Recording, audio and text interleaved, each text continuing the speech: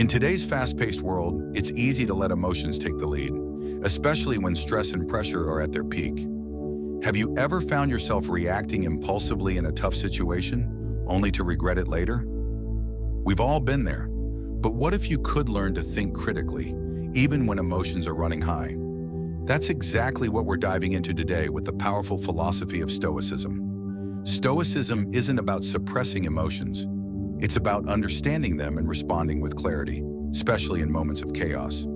In this video, we'll explore practical Stoic principles that can help you regain control when emotions are on the rise. By mastering the art of clear thinking under pressure, you'll not only avoid mistakes, but also become more resilient in facing life's toughest challenges.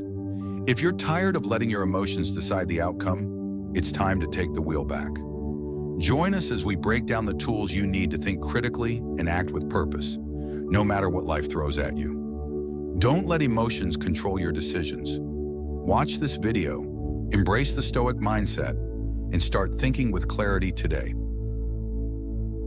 Number 1, understand emotions. Have you ever noticed how we're taught to express emotions, but rarely how to face them head-on? Emotions are like dirt on a windshield. If left unattended, your vision blurs gradually until you can't see clearly anymore. In stressful situations, like a heated argument, a silent stare, or a cutting comment, your emotions can grab the wheel before your logic even gets a say. What's truly dangerous isn't the emotion itself, but being unaware it's taking control. So how do you get ahead of it? The answer isn't to bottle it up, it's to identify it. Neuroscientist Dr. Matthew Lieberman found that simply labeling what you're feeling, I'm anxious, I feel ignored, I'm frustrated, can deactivate the amygdala, the emotional hub, and activate the prefrontal cortex, your rational thinking center. In simple terms, naming the emotion calms the chaos inside. The power of emotional awareness doesn't lie in never feeling upset. It lies in catching the moment before it controls you. Emotions are signals, not instructions. When we pause to observe them, we regain control over how we respond. This pause, however brief, is what separates reaction from reflection. It's what allows a difficult conversation to become constructive rather than explosive, or a stressful situation to be navigated calmly rather than with regret. In practicing this space between feeling and action, we don't deny what's real. We simply give ourselves room to choose a better way forward. Let's ground this in a real-world example. James, a hard-working nurse in a city hospital, returned home one night after back-to-back shifts. He was mentally and physically drained. Walking in, he saw his teenage daughter on the couch, scrolling through her phone, dinner dishes still sitting unwashed in the sink. He exploded, his voice raised, words harsh, accusing her of being lazy and disrespectful. His daughter, caught off guard, stormed off in tears. 20 minutes later, James sat in silence, staring at the cold food he never touched. As the noise in his head quieted, he realized something. It wasn't about the dishes. It wasn't even about his daughter. It was the loneliness he'd been carrying, the sense that he was giving his all and no one saw it. That emotion, left unspoken, had found the first place to erupt. A week later, a similar scene played out, but this time James caught himself. He paused at the door, feeling the weight in his chest. He whispered, "I feel unseen. I'm exhausted, but this isn't her fault." When he entered, he didn't yell. Instead, he asked gently, "Rosa, how was your day?" That one question shifted the energy of the whole evening. That's what Stoicism teaches. Not the suppression of feelings, but the discipline to understand them. Not silence, but thoughtful action. The more you build this inner muscle, the less you're dragged around by emotions, and the more you lead with strength, not impulse. Number 2, choose reason over emotion. Have you ever acted on raw emotion, only to regret it moments later? Perhaps you fired off an angry email to your boss, texted a hurtful message during a heated argument, or impulsively broke something expensive, only to replace it the next day. In those moments, it felt like you were in control, but the reality is, your emotions were in charge. While emotions are often swift and overwhelming, Reason can be a much slower, but more reliable guide, if we let it. We often say, I feel, therefore I act. But feeling isn't the same as understanding. Seeing smoke doesn't mean there's a fire. Emotions are the alarm, while reason is the firefighter. The problem is, emotions hit fast, like a slap, while reason takes its time. It's the one who walks into the meeting last, straightens its tie, opens the laptop and says, maybe we're overreacting. But by then, the damage is often already done. Neuroscience calls this phenomenon amygdala hijack. When you're under stress, the amygdala triggers your survival instincts, fight, flight, or freeze. In those crucial seconds, your rational brain, the prefrontal cortex, is almost disconnected. That's why, in the heat of the moment, you might say, I don't know why I did that. And honestly, you weren't fully present. So how do you know if what you're about to do is driven by emotion, not logic? The simplest way is to ask yourself, would I still do this if I were calm? If the answer is no, then it's time to pause. A man named Matt, a chef, once shared that whenever he argued with his wife, he had a ritual, washing the dishes. It wasn't because he feared his wife, but because the sound of the water, the smell of the soap, and the repetitive motion helped him untangle his thoughts, like rebooting a frozen computer. Matt called it his emotional reset. After 15 minutes, he would return to the conversation, talk less, and listen more. His marriage wasn't perfect, but he never had to sleep on the couch. Logic speaks softly. It doesn't scream, cry, or slam doors. It simply asks, is there another way? You'll only hear that voice if you're willing to pause. Sometimes the best way to gain control over your emotions is to create a healthy distance from the situation. This doesn't mean avoiding difficult conversations or running away from challenges, but rather taking a step back when emotions rise. This distance allows you to observe your feelings objectively and choose a course of action based on reasoning, not reaction. Whether it's walking away from an argument, taking a deep breath before responding, or simply stepping into a quieter space, a moment of pause can help you regain your composure. Remember, emotions can overwhelm us in an instant, but reason always takes time to form, and that's okay. It's about mastering the ability to pause and reflect before making decisions and giving yourself the chance to act from a place of clarity. Here's one simple trick to snap out of an emotional spiral. Imagine watching a video of yourself during that emotional moment. What do you see? Someone calm and in control, or someone spiraling? Seeing yourself from a third-person perspective pulls you out of the emotion and back into the observer's seat.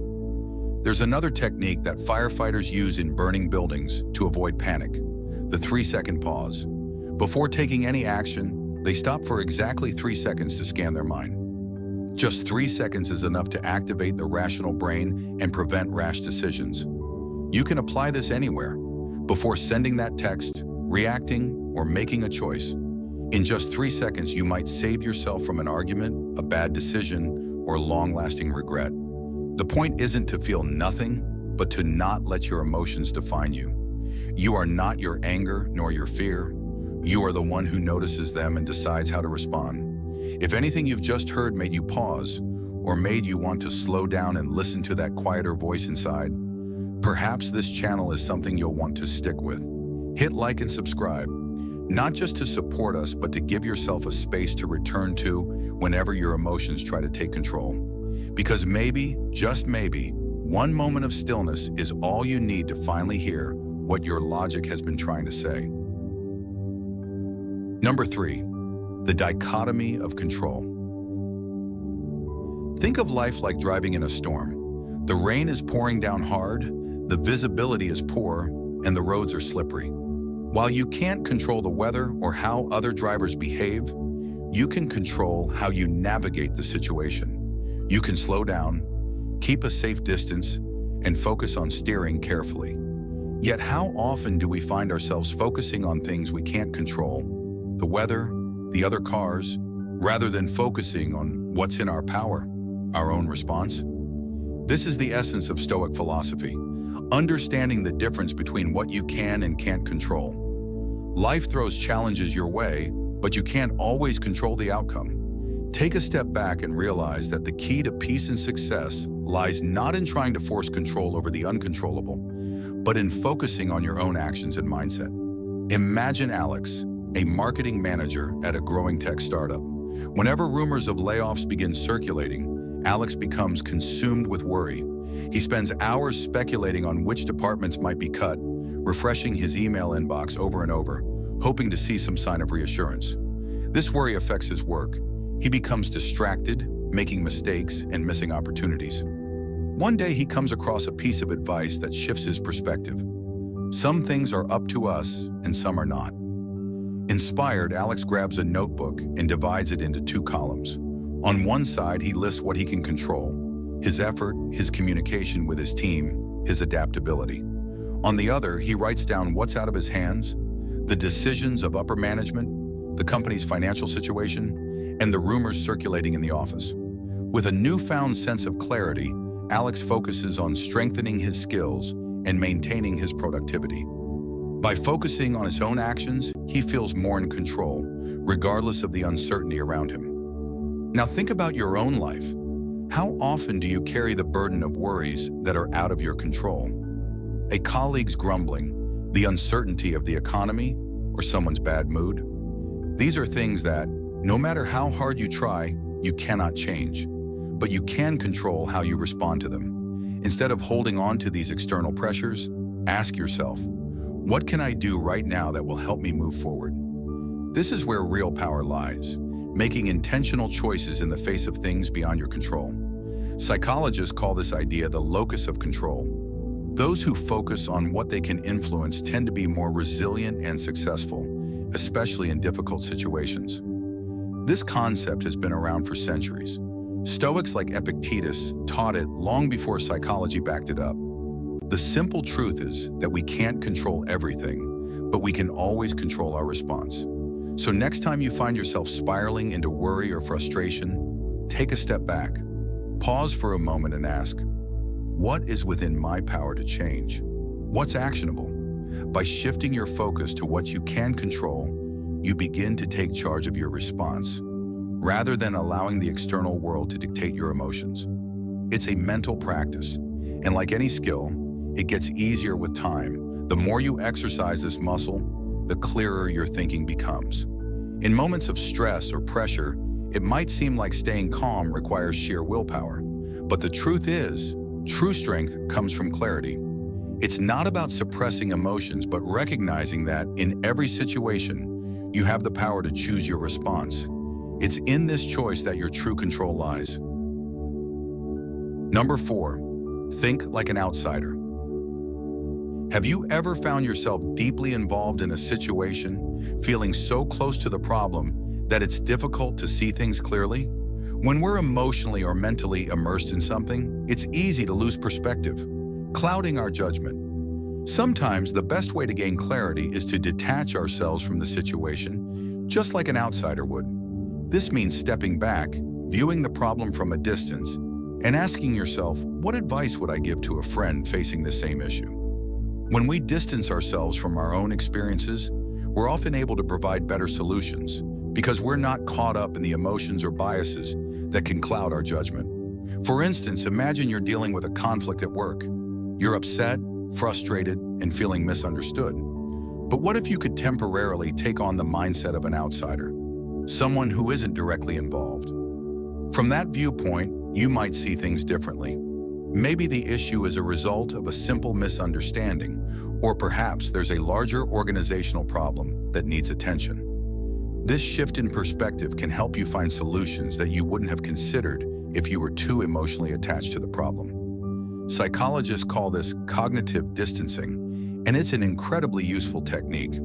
By imagining you're giving advice to someone else, you step out of your own headspace, allowing logic and reason to guide your actions instead of emotions.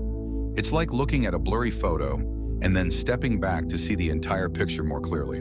The best decisions often come when we can think from a place of detachment, focusing not just on the immediate feelings, but on the long-term outcomes and the bigger picture. For example, when you're caught in a heated debate with someone, try imagining how an outsider would view the conversation. They might notice patterns that you, deeply immersed in the argument, can't see. They might recognize that you're both saying the same thing, just in different ways. Or they might suggest a compromise you hadn't thought of. When we take ourselves out of the emotional mix and think like an outsider, we allow ourselves to make better, more informed decisions. Another powerful aspect of thinking like an outsider is the ability to gain perspective on life's challenges. It's easy to get caught in the narrative of your own struggles, but when you step back and imagine someone else dealing with the same situation, it often becomes easier to approach it with calm and reason. Think about how you'd feel if you were hearing someone else describe your problem. You might be more compassionate, patient, or understanding toward them. That's the power of distance. It allows us to think with more clarity and less emotion, ultimately guiding us toward more rational and thoughtful choices. By consistently applying this strategy, you not only gain better solutions, but you also develop the ability to deal with challenges in a more balanced and composed way. The more often you practice thinking like an outsider, the more natural it becomes to detach from situations, gain new insights, and make decisions that reflect your true priorities and values, not just your immediate emotions or biases. So the next time you're feeling stuck or overwhelmed, take a step back. Pretend you're advising someone else. What would you tell them to do? By thinking like an outsider, you might just discover the clarity you've been searching for. Number 5, standards for action.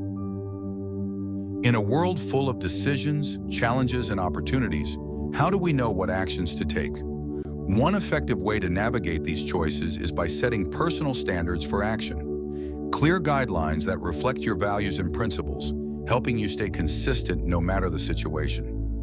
These standards act as a moral compass, ensuring that your decisions align with your core beliefs, whether it's integrity, discipline, or respect. Without clear standards, it becomes easy to be influenced by external forces or short-term desires that conflict with your long-term goals and values.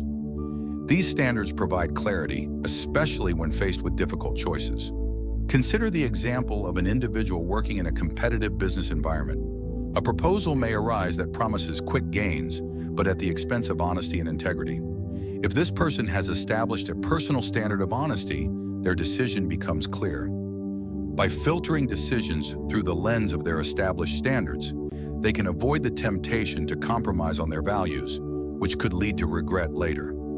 This is the strength of having a solid foundation to guide your actions, even when the external environment is pushing you toward immediate rewards. Personal standards for action not only reflect your values, but also help you cultivate consistency in your behavior. Imagine a person who values health and fitness.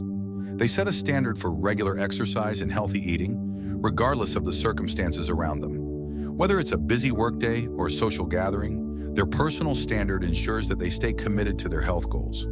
This consistency builds momentum over time, reinforcing their sense of discipline and helping them make decisions that align with their long-term vision, even when short-term temptations arise. The process of creating these standards is not only about identifying what you stand for, but also about knowing what you won't tolerate. For instance, if you value respect in your professional relationships, setting a standard means never allowing yourself to tolerate disrespect, whether from colleagues or clients. This clarity empowers you to take swift action when necessary, such as addressing a disrespectful comment or confronting an unethical situation without second-guessing yourself.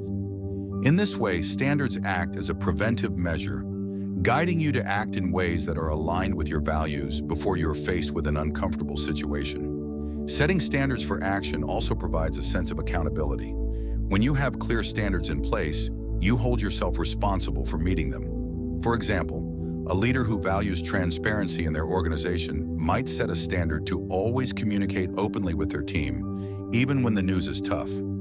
This not only strengthens trust within the team, but also ensures that the leader acts in line with their own principles, fostering an environment of mutual respect and integrity. By consistently following these standards, you become more reliable and trustworthy, not only to others, but also to yourself.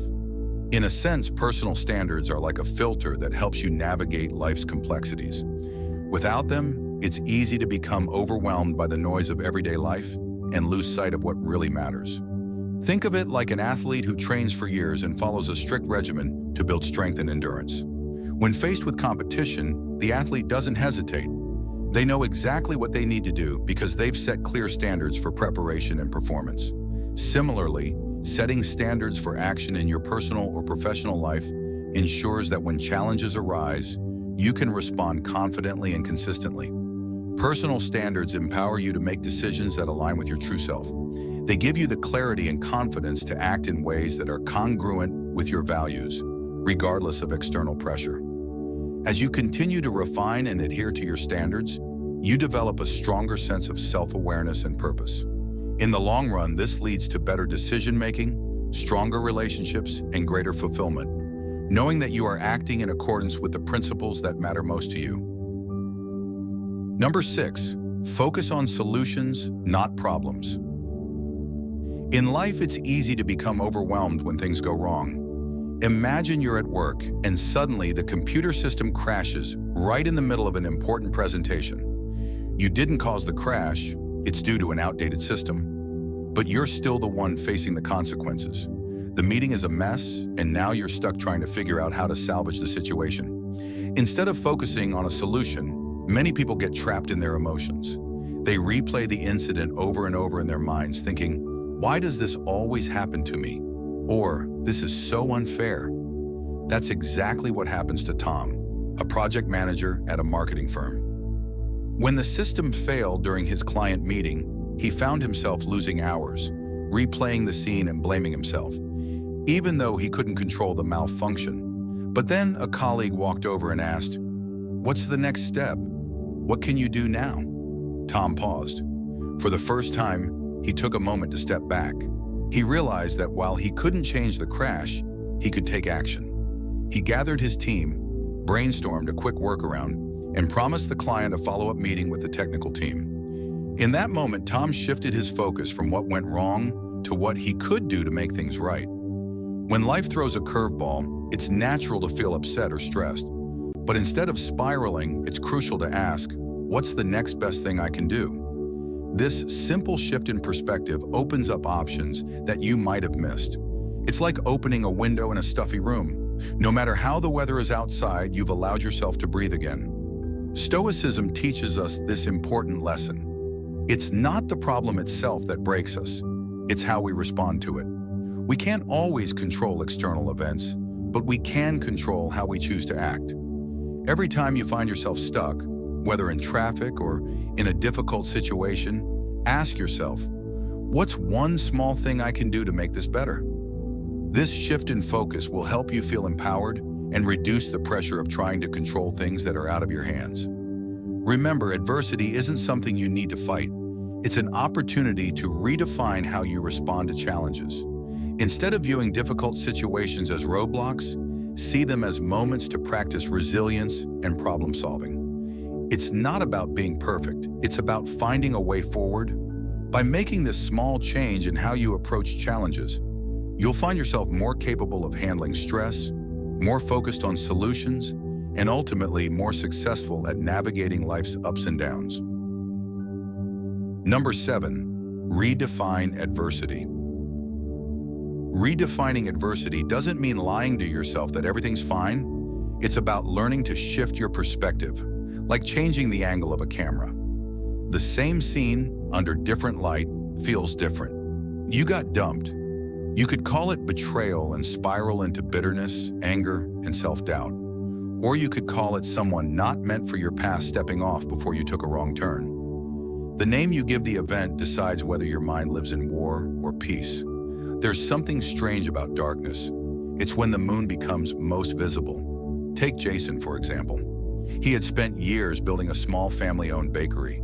It had been a labor of love, long hours, hard work, and countless sacrifices. But one day a fire destroyed the entire building, and Jason's world came crashing down. The insurance didn't cover the full extent of the damage, and his savings were wiped out.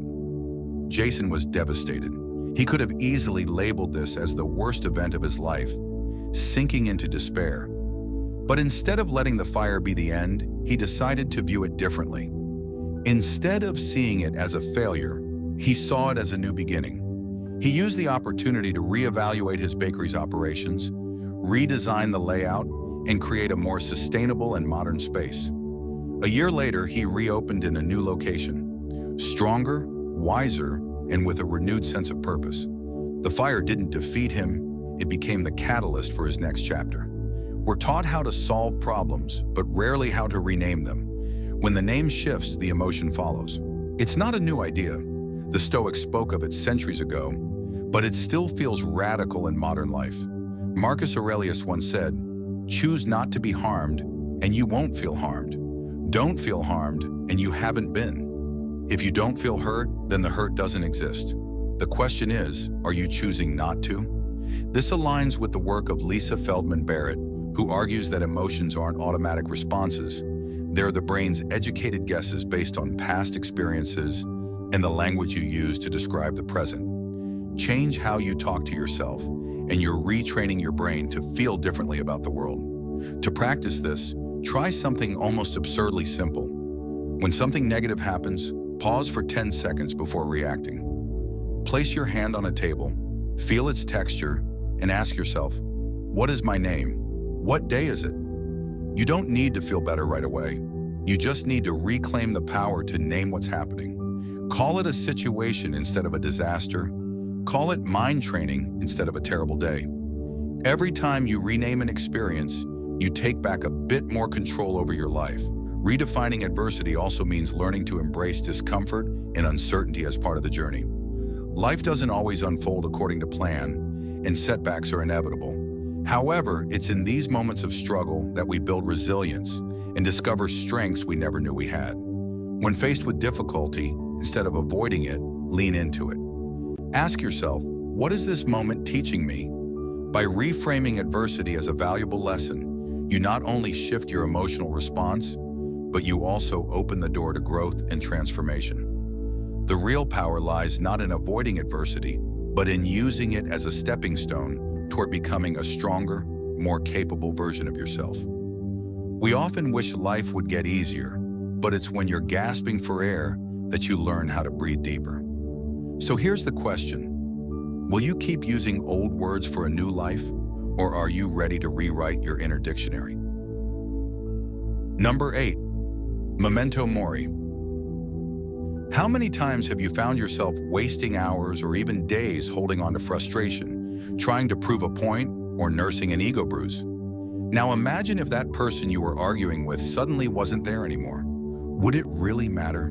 The truth is, life doesn't give us a heads up before the inevitable. It can arrive in a sudden phone call, a moment of tragedy, or even when someone leaves your life without warning. The ancient philosopher Epicurus once said, "Keep death and exile before your eyes each day, along with everything that seems terrible. By doing so, you'll never have a base thought, nor will you have excessive desire." That's not a dark or morbid view. It's wisdom. When you acknowledge the fragility of life, you begin to see what truly deserves your energy. Is it worth your time to stay angry over a small mistake or petty argument? What truly matters?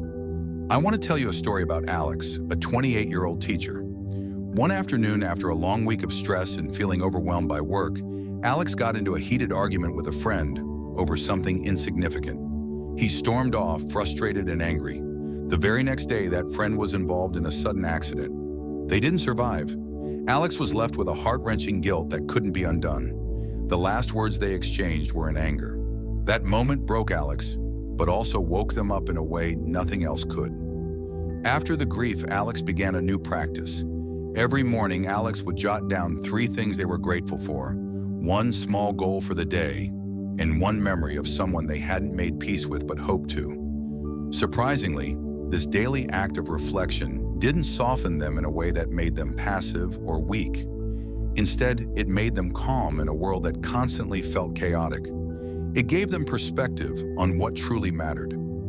Here's a challenge for you. Set an alarm for noon every day with the simple question, what if today were the last day? When the alarm goes off, pause for a minute. Stop. Reflect. What are you doing right now? What are you feeling? Who are you angry with?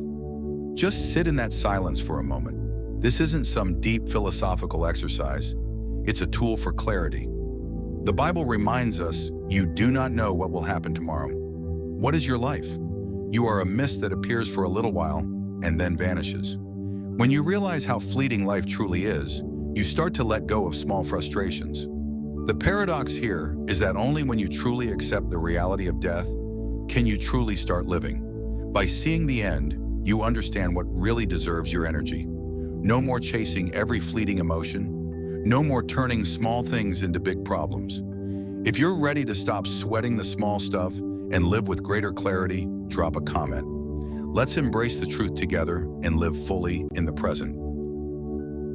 Number 9, daily practice. Here's a tough reality. Most of our poor decisions aren't because we lack information.